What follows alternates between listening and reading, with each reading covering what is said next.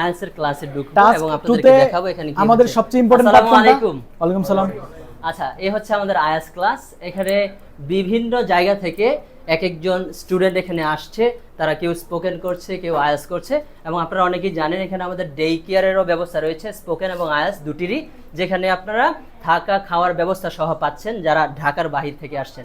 ওকে, দেখি আমরা এখানে অনেক স্টুডেন্ট আপনারা দেখছেন আছে, কে কোথা থেকে আসছে তাদের একটু পরিচয় আমরা জানবো। ওকে, সো যদি শুরু করি একটু, ভাই আপনি কোথা থেকে আসছেন? এবং আমার নাম মাহাদি হাসান, আমি নড়াইল থেকে আসছি এবং আমি এখানে আইএলটিএস করতেছি। Hello, my name is Abu Naim. I'm from Naranganj, Chunagadh.